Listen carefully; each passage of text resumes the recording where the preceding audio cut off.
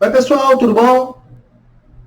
Me chamo Cristiano, sou técnico de segurança do trabalho, sou estudante de direito também, além de sócio de uma assessoria em segurança do trabalho.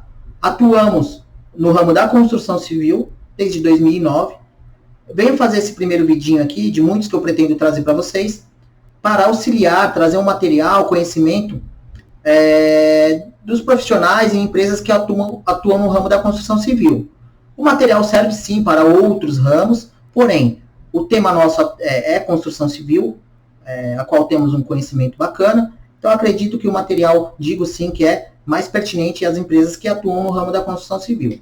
Vou deixar nossos contatos aí no final para que vocês, caso queiram, entrem em contato, tirem suas dúvidas, façam suas críticas, fiquem à vontade aí para nos procurar, será um prazer atendê-los e acredito que o material vai contribuir para quem está ingressando na área, empresas que tenham dúvida, e a gente também, como eu falei, vou trazer outros vídeos com a intenção aí de ir exemplificando, trazendo o nosso dia a dia e auxiliar aí quem está na área, empresas, e caso queiram, falem com a gente, tá bom? Vou passar um materialzinho que a gente preparou. Como eu falei, meu nome é Cristiano Zettler, vou falar de administração de documentos de segurança do trabalho no ramo da construção civil, documentação de segurança do trabalho para canteiros de obra. Esse primeiro slide aqui, venho trazer as informações dos documentos pertinentes à empresa, ao CNPJ, mais especificamente dizendo.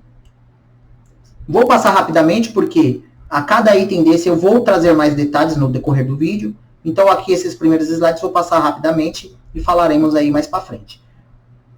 PPRA, documento que precisa ser apresentado, é um programa de prevenção de riscos ambientais. O meio ambientais aqui não é relacionado à fauna, flora, nada disso. É um ambiente a qual a sua empresa irá prestar serviço. O PCMSO, Programa de Controle Médico e Saúde Ocupacional, compatível com o PPRA. Falarei mais para frente o que é esse compatível com o PPRA. E a APR, Análise Preliminar de Risco, das atividades da sua empresa ou das atividades que irão realizar. Esse próximo slide aqui é os documentos pertinentes aos funcionários, ao CPF, propriamente dito. Aquela equipe que irá atuar naquele ambiente de trabalho. Então, a cópia da ficha de registro com foto. Cada item desse, já falei, pessoal, vou trazer um pouco mais de detalhes no decorrer do vídeo. Então, é a cópia da ficha de registro com foto, a cópia da carteira de trabalho, da Previdência Social, com os dados da carteira, qualificação civil, contrato do trabalhador, contrato de autônomo, MEI ou contrato temporário. Nesse caso, nesse item, caso você resolva adotar essa modalidade de contratação, você pode eliminar esses dois itens iniciais aqui, esses dois primeiros itens. Esse contrato já substitui essa situação. Interessante você procurar um contador, provavelmente quando a empresa ela já tenha. Caso contrário, entre em contato com a gente é uma assessoria, nós somos uma assessoria de segurança do trabalho, formada por uma equipe bacana, contadores, médico, medicina do trabalho, temos a parte jurídica, a qual eu faço parte hoje um pouco mais direcionado a isso, ou da parte mais administrativa hoje, não sou tanto do operacional mais, como eu falei, sou estudante de direito e venho vivenciando sim uma parte bem bacana aí para o meu conhecimento, uma parte bem bacana aí da parte de processos, enfim. Então, é necessário você ter sim uma assessoria, e ele vai te explicar melhor quanto a essa modalidade aqui. Desde 2017, né, março de 2017, que essa modalidade vem sendo bem fomentada aí pelo mercado e vem sendo bem utilizada aí pelos empresários.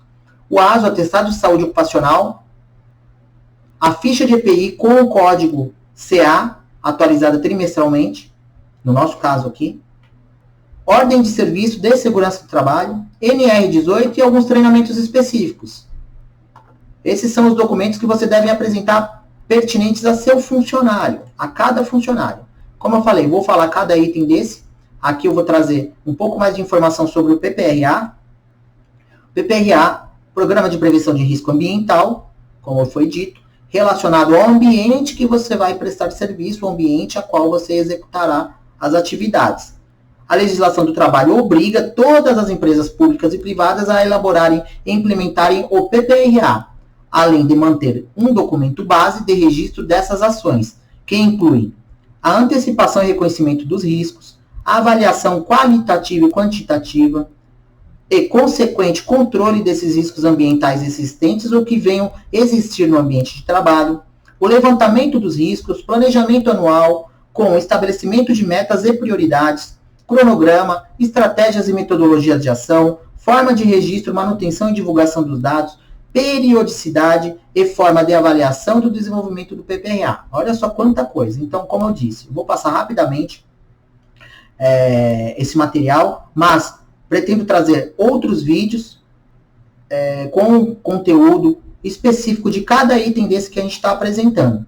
E caso queiram, como eu falei, entrem em contato com a gente, tirem suas dúvidas, que a gente vai procurar atendê-los aí da melhor maneira possível. O PPRA foi estabelecido pela Secretaria de Segurança do Trabalho, Ministério do Trabalho, antigo Ministério do Trabalho, por meio da norma regulamentadora NR9, Portaria 3.214 de 1978. Deve ser original e específico para a obra. Por que original e específico para a obra? O PPRA, como eu falei, é para o ambiente a qual você vai executar a atividade. Um exemplo, sou um síndico e vou tomar serviço de uma empresa de segurança, uma empresa de pintura, desculpa.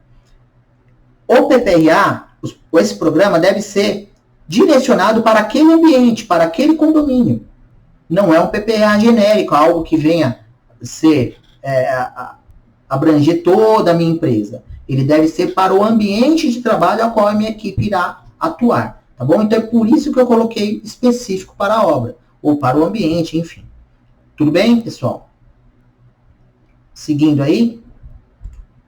Aqui é o programa de prevenção de riscos ambientais, trazendo uma informação para vocês aqui. Deixa eu tirar minha carinha daqui. Essa carinha feia pra caramba.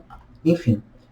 Como foi dito ali, todas aquelas informações, é necessário ter um planejamento anual, onde você vai ter um cronograma de ação, o que você vai aplicar nos seus funcionários em relação a treinamentos, vou trazer treinamentos de IPI, EPC, os meses a qual eu vou aplicar, as funções que eu tenho naquela atividade, naquela empreitada que a gente chama. Ó, aqui nesse caso, numa empresa de serralheria, terei um auxiliar de serralheiro e um serralheiro nessa obra. Vou aplicar os treinamentos anuais aqui, treinamento anual, os treinamentos dentro do ano a qual, então tá aqui, junho, julho, agosto, aqui ó, junho, julho, agosto, cada mês aqui o treinamento, o R significa realizado. Esse é um modelo nosso aqui do escritório, da nossa assessoria, tá? Não impede aí as empresas de procurarem os profissionais aí, cada um tem o seu modelo, desde que atenda as normas aí, o exigido pela norma, tenha todo o conteúdo. Tá? Então, aqui tem a quantidade de funcionários da empresa, 4 homens, o horário, tá? Isso aí as informações. Esse aqui é o planejamento, os treinamentos que eu vou aplicar na equipe, que é necessário, isso é obrigatório a ter no PPRA. Passando outro slide, acho que eu tenho um materialzinho aqui.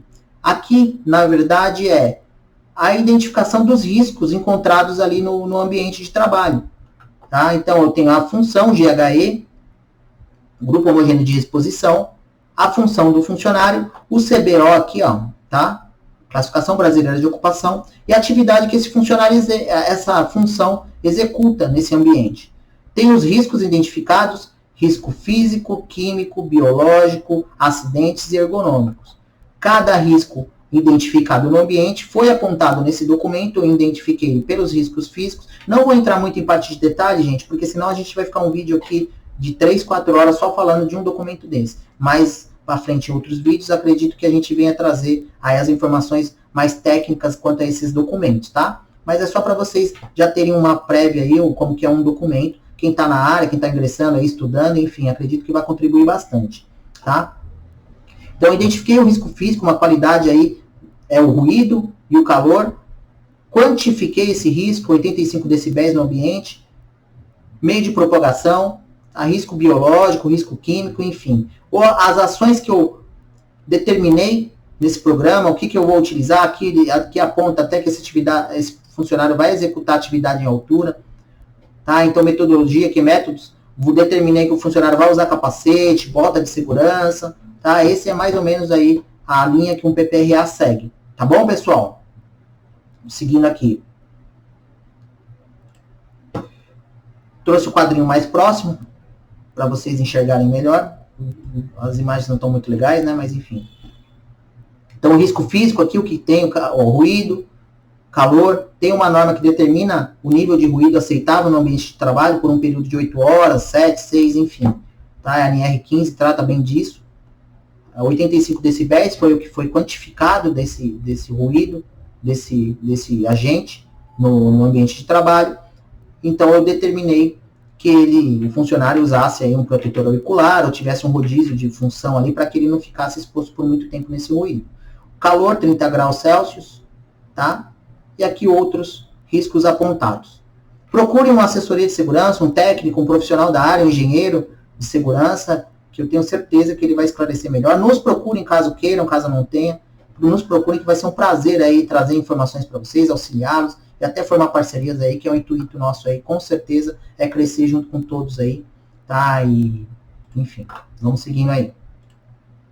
O PCMSO, Programa de Controle Médico de Saúde Ocupacional, é um procedimento legal e obrigatório estabelecido, deixa eu mudar aqui, estabelecido pela Consolidação das Leis do Trabalho, conhecida CLT, mediante a norma regulamentadora NR7, visando proteger a saúde ocupacional dos trabalhadores, deve ser realizado por médicos do Serviço Especializado em Engenharia de Segurança e Medicina Ocupacional, conhecido como SESMIT, de algumas empresas, para quem é da área aí, sabe do que eu estou falando. Tá?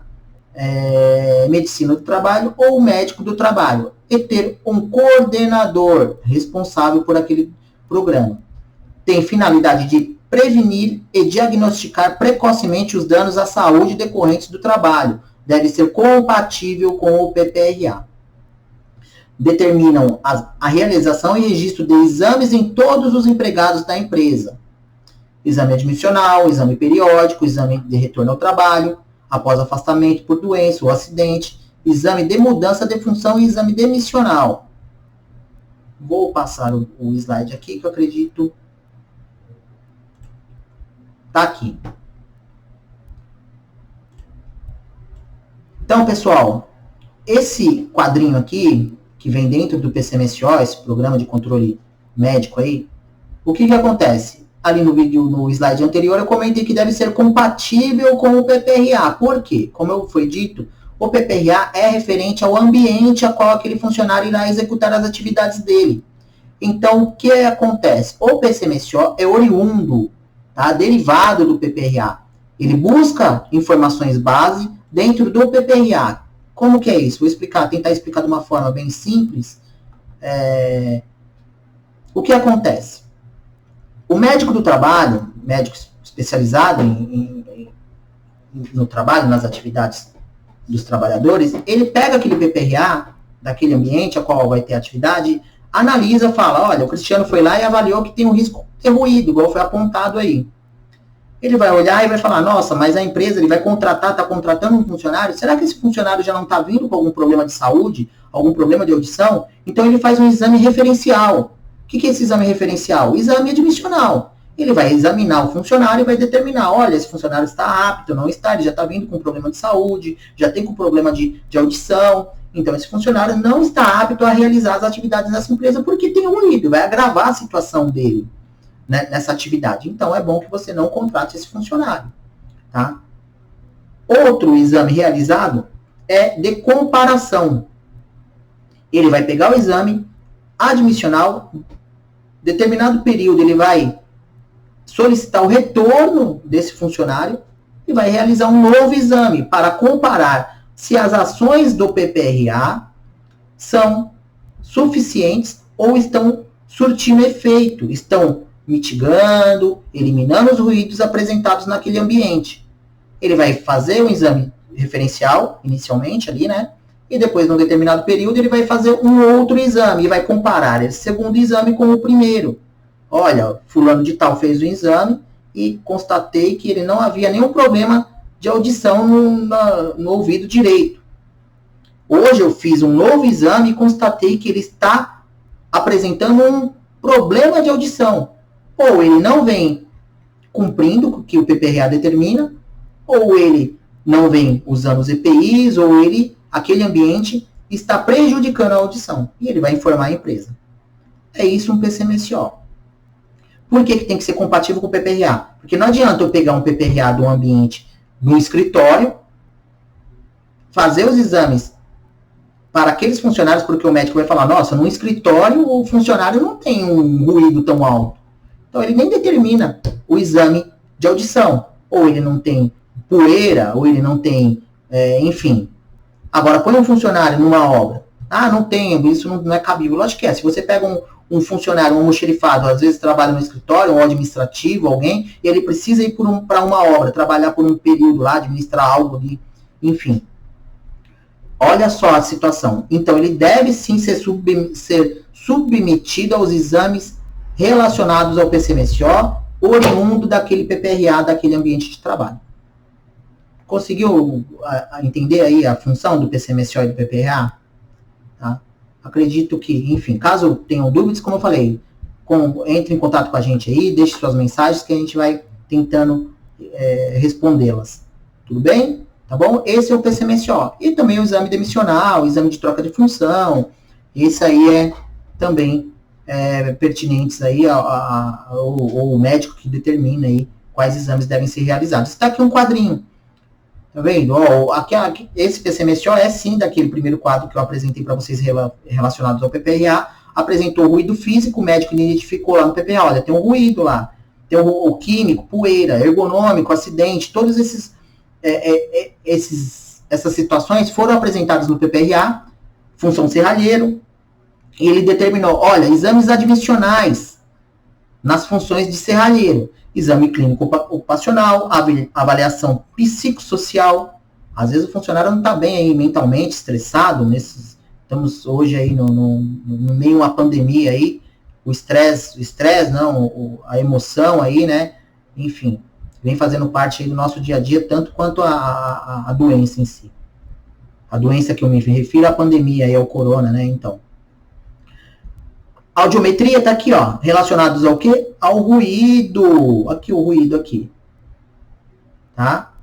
Espirometria, relacionados à poeira. Então, esse documento, ele traz as informações com relação ao PPRA também, tá? E o exame no ajudante e no auxiliar também está aqui, ó. Tranquilo, pessoal? Não sei se eu fui claro aí. Vamos seguindo. A periodicidade dos exames. Então, os exames devem ser realizados. Audiometria a cada 6 meses. Periódico, esse periódico aqui anualmente, tá? E o demissional, toda vez que for demitido alguém da função, deve realizar esses 2 exames. De retorno ao trabalho e o exame ocupacional. Tá? Então, tá aqui, ó. Anual, todos esses exames. E a cada 6 meses o audiometria. Por que o audiometria, gente? Vocês observaram lá no vídeo, no slide, que o ruído identificado, o nível de ruído identificado no ambiente de trabalho é de 85 decibéis. Tá aqui, ó. Esse ruído é o máximo permitido por uma jornada de trabalho com 8 horas de exposição. Então, o que acontece? O médico ficou de alerta, falou, nossa, o funcionário está no limite ali, 8 horas, então eu vou ter um acompanhamento mais próximo, desculpa aí, pessoal, um acompanhamento mais próximo dessa função. Então, a cada 6 meses eu vou determinar um novo exame de audiometria. Tá bom, pessoal? Esse é o PCMSO, documento que deve ser apresentado aí sempre que for prestar serviço num canteiro de obra, ou qualquer outra atividade, enfim, mas me refiro aí ao tema atrelado que eu comentei. Análise preliminar de risco. Análise preliminar de risco é uma PR, chamada, conhecida aí para os profissionais da área, como a PR, ferramenta que visa o estudo antecipado e detalhado sobre todas as etapas do trabalho a serem executadas em determinado local. É mais uma ferramenta semelhante ao PPRA, tá? Mas esse é mais do dia a dia, esse é mais ali da atividade operacional do dia a dia, aquele programa que eu comentei que o PPRA ele é atualizado anualmente, no mínimo, ele deve ser atualizado anualmente, mas também deve ser atualizado sempre que houver mudança no planejamento, no planejamento da obra, na execução da atividade ali planejada. De repente estava fazendo uma pintura num determinado prédio, agora mudei, vou fazer uma pintura, o síndico determinou que não vai mais fazer a pintura no prédio, vai fazer no subsolo do prédio. Já é um outro ambiente, tá?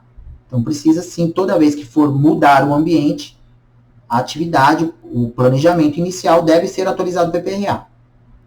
Tá? Mas a APR aqui é mais relacionada ao dia a dia mesmo. Uma ferramenta que visa o estudo antecipado e detalhado sobre todas as etapas do trabalho a serem executadas em determinado local. Pode ser preenchida por qualquer profissional que tenha o devido conhecimento em segurança do trabalho e que conheça os riscos no ambiente em questão. Acaba aqui sendo dito que pode ser preenchido por qualquer profissional, mas na verdade acaba caindo sobre o profissional da área de segurança. Até mesmo porque, sendo um profissional que não é da área da segurança, quem vai analisar o documento é o técnico de segurança, é o engenheiro de segurança, enfim. Então acaba sempre, já que ele vai analisar, vai validar, ele acaba preenchendo, acaba identificando, mas não impede que outro profissional que não seja da área de segurança, desde que tenha um conhecimento da parte de segurança do trabalho, um encarregado, um mestre de obra, um supervisor, que saiba assim, ali já esteja no nível hierárquico ali da empresa, que tenha passado por todas as etapas aí do processo de produção, enfim, de prestação de serviço no operacional, tá? É necessário também que a equipe tenha a ciência das situações e diretrizes desse documento, podendo ser isso através de lista de presença ou assinatura. A lista de presença e assinatura nada mais é que a formalização do conteúdo que você elaborou. Você vai passar todo esse conteúdo. A PR, no próximo slide aí, a gente vai mostrar o modelinho que nós usamos, um dos modelos que nós usamos aqui no nosso escritório, tá? Opa, desculpa, aqui.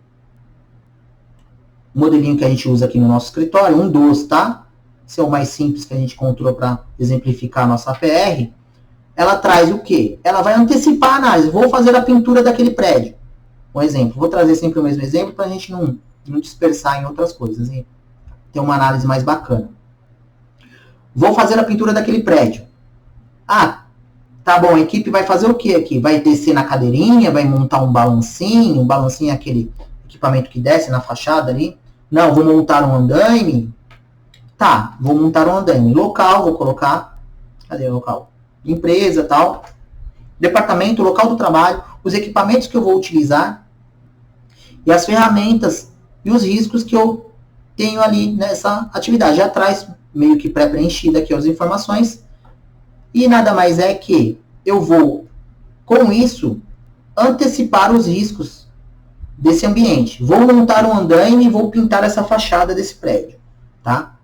Olha, montar um andaime, eu vou ter gente passando aqui, pessoas passando, os funcionários vão subir a uma determinada altura, eu vou ter que, sei lá, providenciar um local para eles se ancorarem, vou ter que isolar aqui embaixo para as pessoas não passarem e não correr o risco de se acidentar caindo o material, vou ter o risco de poeira, vou lixar a parede, vou regularizar alguns pontos aqui da parede, do edifício, vou ter aqui, tá perto de uma área de recreação, de uma área de, enfim, vou ter que isolar, sinalizar, avisar o pessoal, colocar identificações aqui que está tendo obra.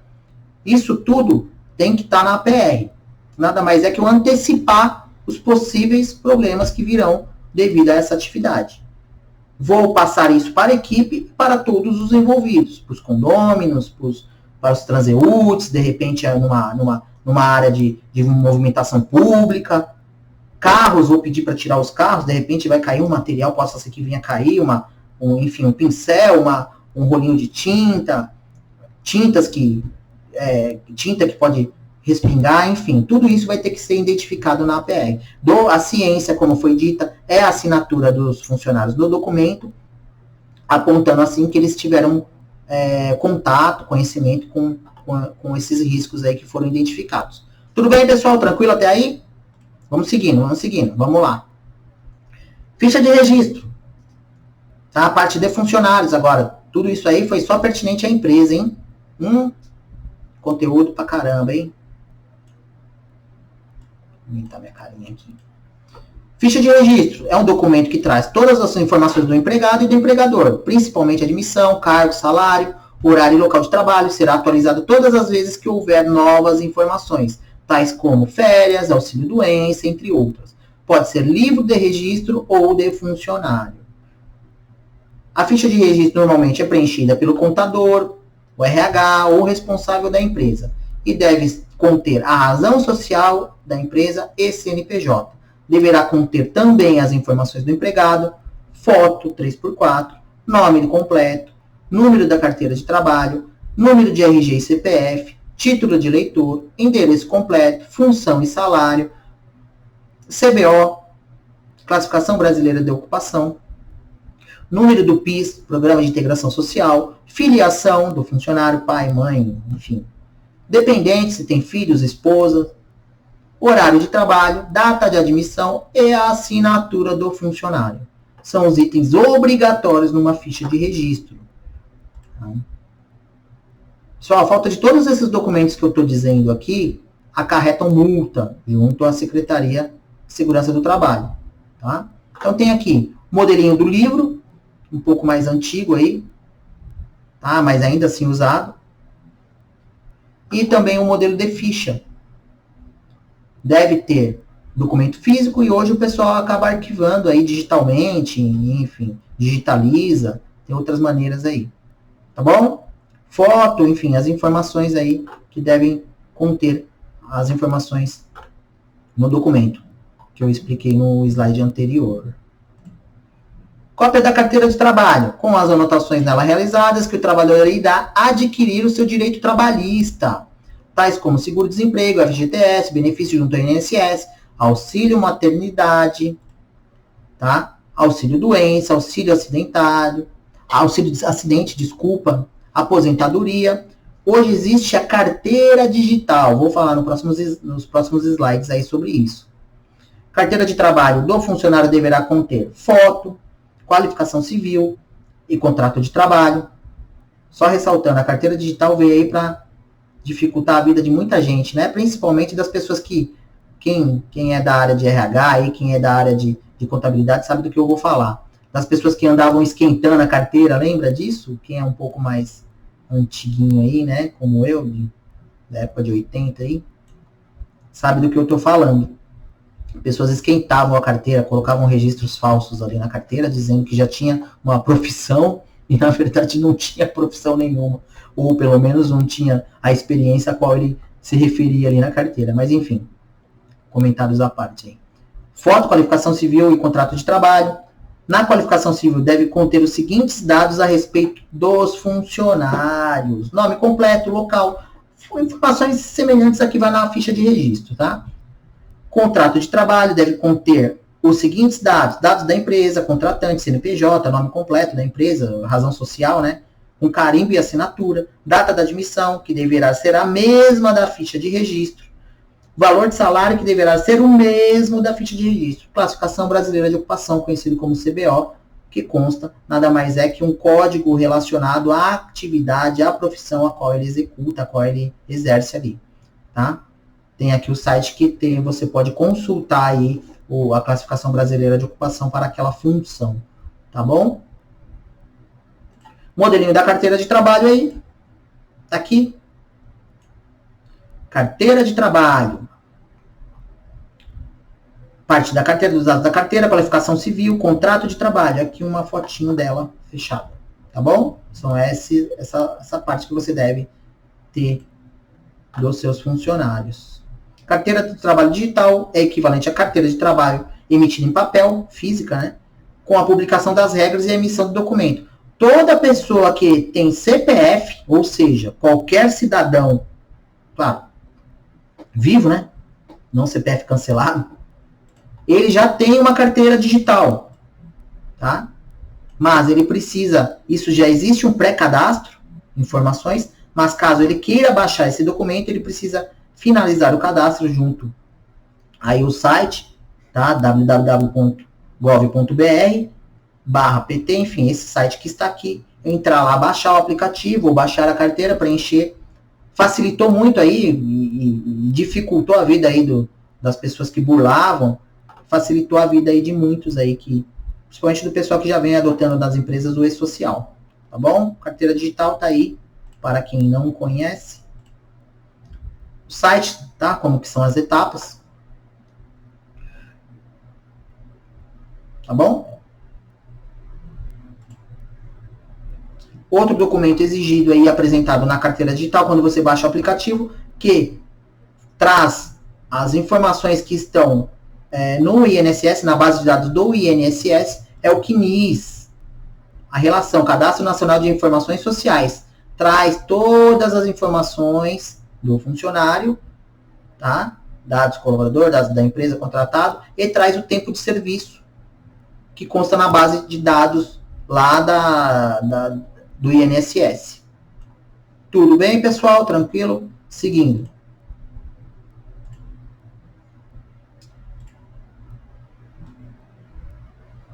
Acho que eu vou tirar minha carinha daqui e eu consigo falar. Já tem uma carinha ali, um bonequinho parecido.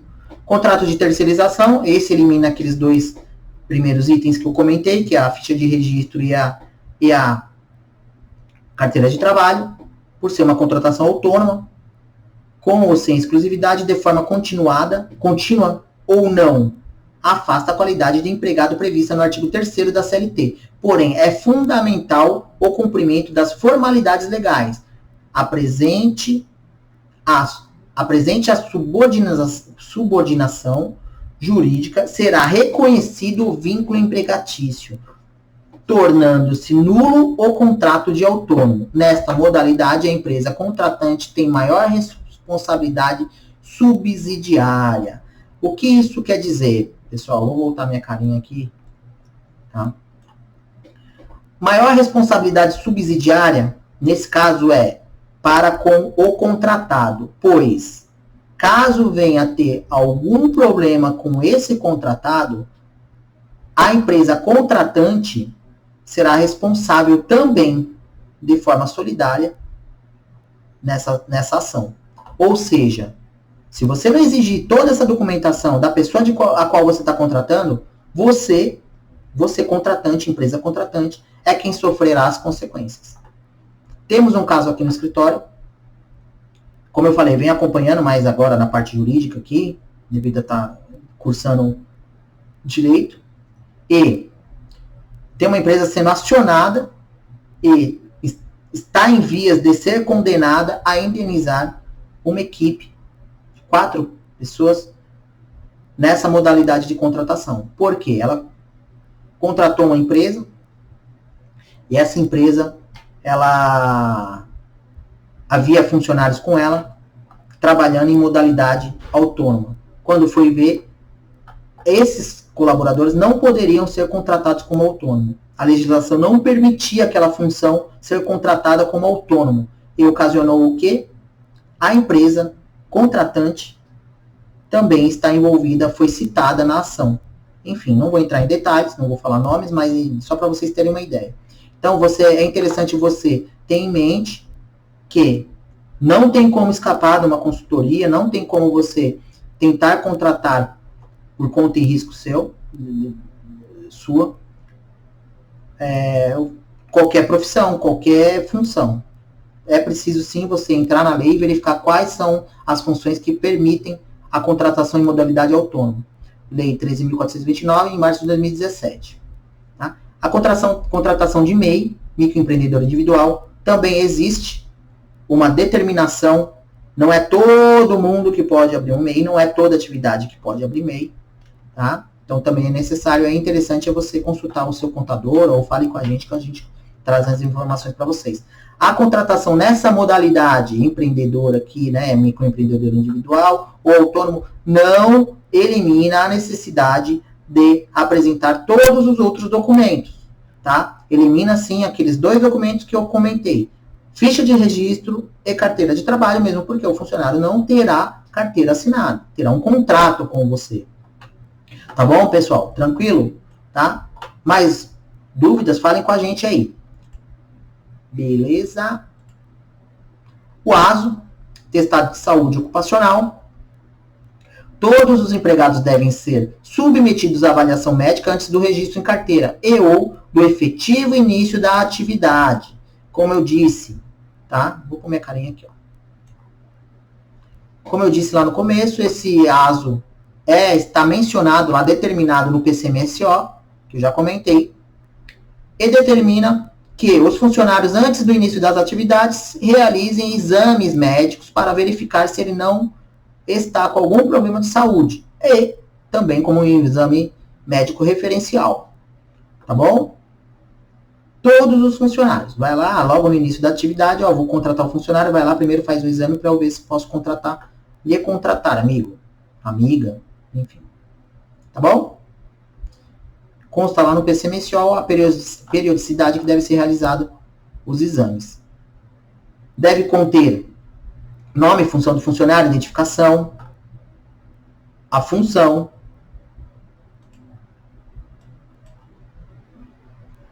a atividade específica no ASO, assinatura do funcionário e o carimbo do médico, tipificação do atestado se admissional, periódico, retorno ao trabalho, demissional, e a maioria dos ASOs, salvo contrário, determinação ou orientação no PCMSO, a maioria dos ASOs é válido por 1 ano. Mas eu mostrei um aqui para vocês, que ele tenha o exame periódico necessário semestralmente. Um ASO aí, esse é o meu. Deixa eu tirar minha carinha daqui. Esse é o meu ASO. Toma uma água aqui. Não tem água. Testado de saúde ocupacional, vem a clínica qual eu realizei os exames. Tá? Vem toda a informação aí. É um exame admissional, realizado para a HZ, a empresa a qual eu sou sócio, Cristiano, como técnico de segurança do trabalho, meu RG, meus dados, ruído, poeira, relativos ao que está no PPRA, e os exames a quais eu fui submetido. Exame clínico e tal, minha assinatura e a assinatura do funcionário. Alguns exames hoje já é de maneira digital aí, enfim, nem precisa ter o físico, já vem digitalmente, aí você consegue acessar os exames. Tá bom? Ficha de EPI, NR6.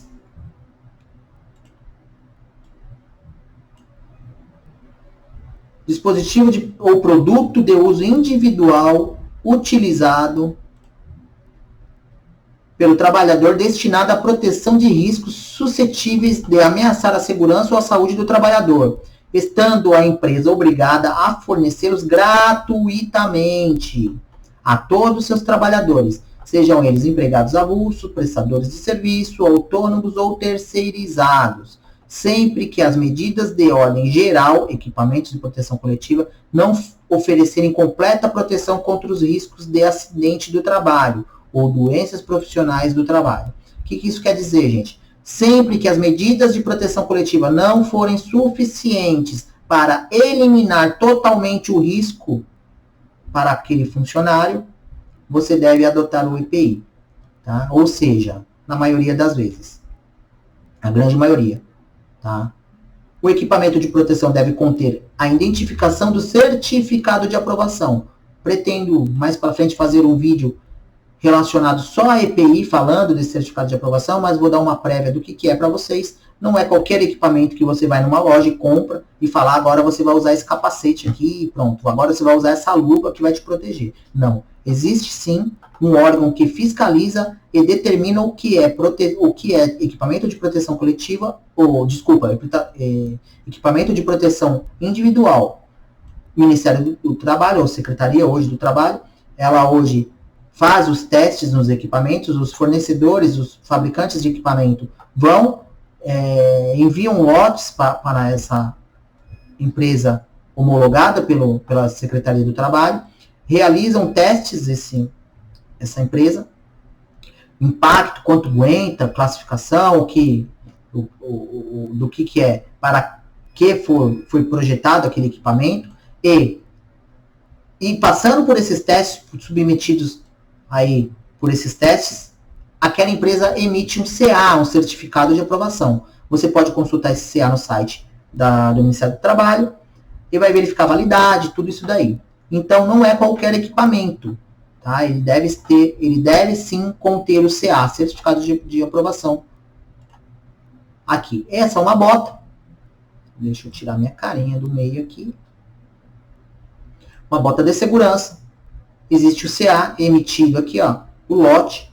Então, isso significa que o certificado de aprovação número 4542 foi emitido para esse equipamento, submetido aí aos procedimentos de validação, tá? Está aí, tá bom? Esse CA deve ser anotado na ficha de EPI. Ficha de EPI está aqui a minha.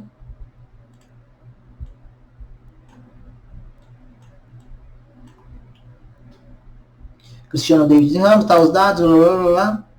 Quais equipamentos eu recebi da empresa, capacete conjugular, o número do CA, bota de segurança, número do CA, camisa polo, camisa, uniforme, esses equipamentos, sim, protegem o funcionário, ajudam, mas ele não tem certificado de aprovação, só a vestimenta que não tem, salvo vestimenta de raspa, por exemplo, um serralheiro, no caso, ele tem uma vestimenta de raspa, um macacão de raspa, esse sim é considerado equipamento de proteção individual e deve conter o CA. Agora, roupa, uniforme, ele não tem CA. É os únicos equipamentos ou produtos que não contêm CA, tá bom?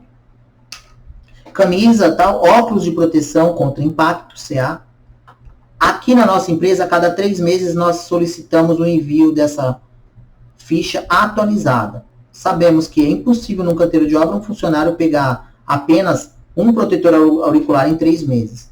Então, cabe aí a gestão da empresa a acompanhar. É sim passível de multa, reforço. Nessa empresa a qual venho acompanhando aí, estou falando dela porque é a mais fresca aí na minha memória, porque é recente. Ela está sofrendo, já está nos autos, que ela vai ser notificada, multada por falta de equipamento de proteção individual. A atualização da ficha. Porque, segundo o encarregado da empresa, era fornecido sim, e em entrevista com outros funcionários, era fornecido sim o protetor auricular, porém a empresa não se preocupava em atualizar a ficha. E quando o funcionário entrou com a ação, pegou a ficha, foi a fiscalização fiscal lá, enfim, perícia técnica, e pegou a ficha do funcionário no canteiro e constatou que a ficha estava desatualizada. Fazia mais de 6 meses que o funcionário não assinava um EPI, não recebia qualquer EPI, certo? Vai se lascar, tá bom? Então é interessante aí. Deixa eu seguir aqui. Ordem de serviço. O que é uma ordem de serviço, gente? Não é uma ordem de serviço de compra e venda, nada disso, tá? Ou é uma ordem de serviço de segurança. Nada mais é que as orientações que a empresa deve passar para seus funcionários relativas à atividade dele. Olha, você vai executar serviço de serralheiro, tem esses riscos, tem essas situações, você pode sofrer isso, aquilo, tal, e diante dessas atividades, a gente da empresa determina que você faça dessa maneira, utilize tal EPI, utilize tal equipamento, tá? Isso tudo vem determinado na NR1, formalização do trabalho a ser feito dentro da empresa, servindo para o empregado conhecer os riscos das atividades conforme o cargo e evitar acidentes. Capacitação e treinamento em segurança do trabalho. O empregador deve promover capacitação e treinamento dos trabalhadores em conformidade com o dispositivo das NRs. Ao término dos treinamentos inicial, periódico ou eventual previsto nas NRs, devem ser emitido o certificado contendo o nome e assinatura do trabalhador, contendo conteúdo programático, carga horária, data, local e realização do treinamento, nome e qualificação dos instrutores e assinatura do responsável técnico do treinamento. O treinamento inicial deve ocorrer antes do trabalho iniciar suas funções ou de acordo com o prazo específico em norma regulamentadora. Tá? Então, daqui eu trago um modelinho de ordem de serviço, aqui da nossa empresa. Atividades envolvidas, carga horária mínima de 2 horas, nós aplicamos aqui esse treino de uma outra empresa nossa, que nós temos. Tá? Aqui está especificando, tirar minha carinha daqui, que acho que fica melhor. Isso, Cristiano. Dispositivo DNR, o nome do funcionário.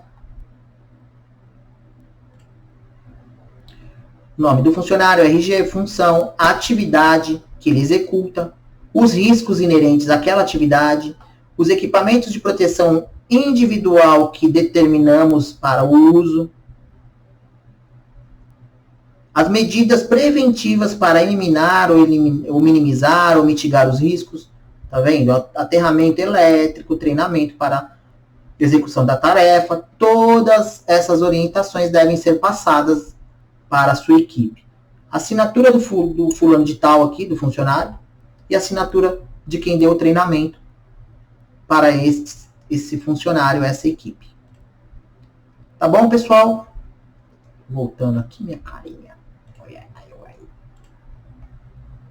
NR18. Opa, desculpa. NR18. Condições de segurança e saúde do trabalho. Você vai falar, caraca, Cristiano, meu, quanta coisa, mas não é tudo relacionado à segurança do trabalho do pessoal da construção civil. Não.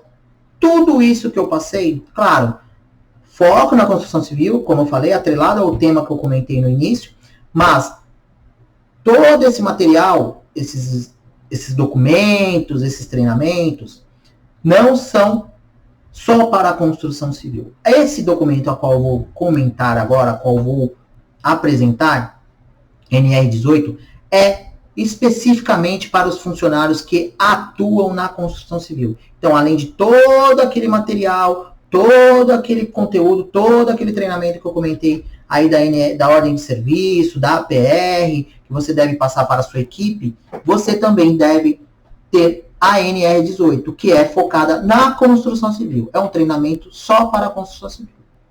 Tá? Então, se sua empresa não é do ramo da construção civil, de repente uma empresa de, sei lá, de limpeza, um exemplo, e ela vai atuar, você vai terceirizar uma mão de obra dentro de um hospital. Ela não precisa ter uma NR18, mas ela precisa ter uma ordem de serviço, ela precisa ter uma PR, sua empresa precisa ter o PPRA, ter o PCMSO, toda essa documentação. Agora, vou fornecer uma mão de obra para um canteiro de obra, para uma obra. Aí sim, eu tenho que ter toda aquela documentação e esta NR também, tá bom? Vou falar o que é, objetivo e campo de aplicação. Esta norma regulamentadora NR estabelece diretrizes de ordem administrativa de planejamento e de organização, que objetivam a implementação de medidas de controle e sistemas preventivos de segurança nos processos, nas condições e no meio ambiente de trabalho na indústria da construção civil. Treinamentos. Todos os empregados e prestadores de serviço devem receber treinamentos admissional, periódico, visando a garantir a execução de suas atividades com segurança. Tranquilo, pessoal? Entendeu essa parte aí? Vou apresentar aqui uma NR18, nosso modelinho. Tá? Tá aqui. Uma NR18. Traz informações sobre o dispositivo NR, né? Claro, 6.514 aqui, de 22 de 1977. Fala da determinação da empresa HZ Serviços de Assessoria, que é uma nossa empresa aqui.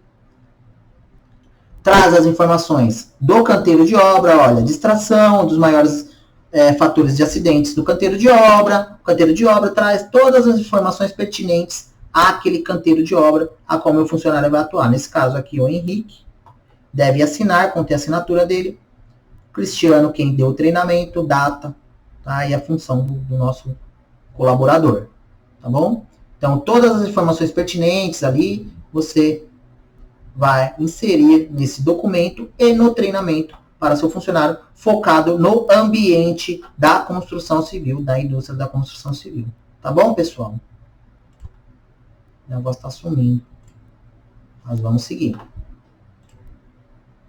Treinamentos específicos. Além desses treinamentos que eu comentei, são necessários também que as empresas se enquadram em determinadas situações, que eu vou falar em outros vídeos, que você tenha treinamento de CIPA, Comissão Interna de Prevenção de Acidentes. Isso aqui precisa, você está enquadrado numa determinada situação, ter um número de funcionários no canteiro de obra, enfim, tá? NR10, Segurança das instalações e serviços em eletricidade. Isso aqui é para profissionais, empregados, pessoas que atuam com eletricidade. De repente, uma equipe que vai atuar com eletricidade ali, ela precisa conhecer os riscos inerentes à parte elétrica. NR12, segurança do trabalho em máquinas e equipamentos.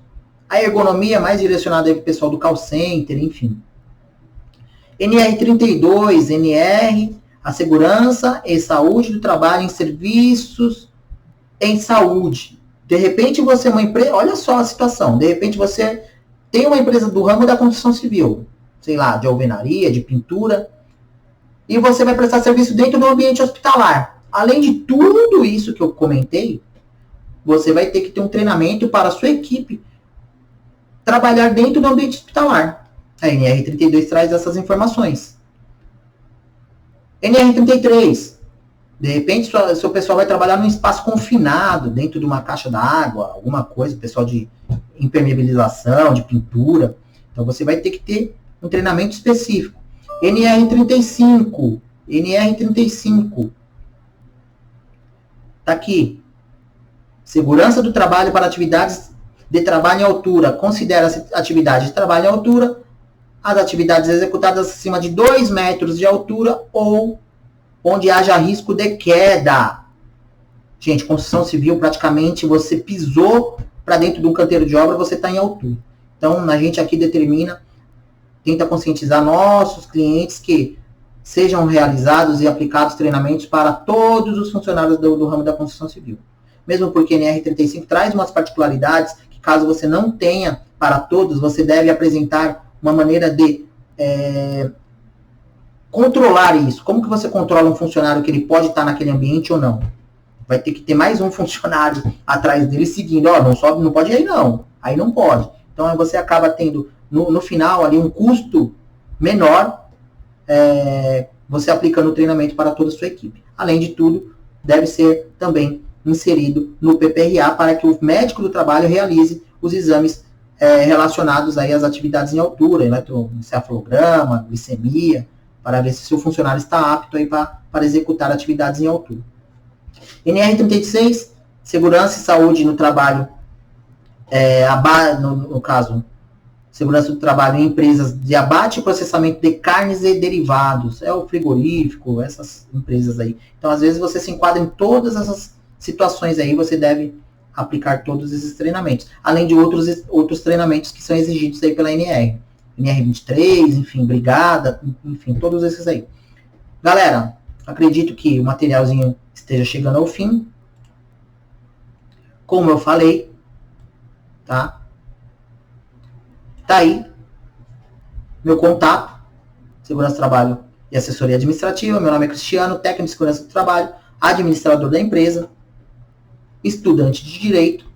Meu contato, meu e-mail. Fiquem à vontade para chamar, para mandar um e-mail, chamar no WhatsApp, tá? Acredito que não é o material, não é só esse material que faz com que você tenha as informações, todas as informações pertinentes aí para atuar no ramo da construção civil, mas já é um passo, pelo menos na parte de segurança do trabalho.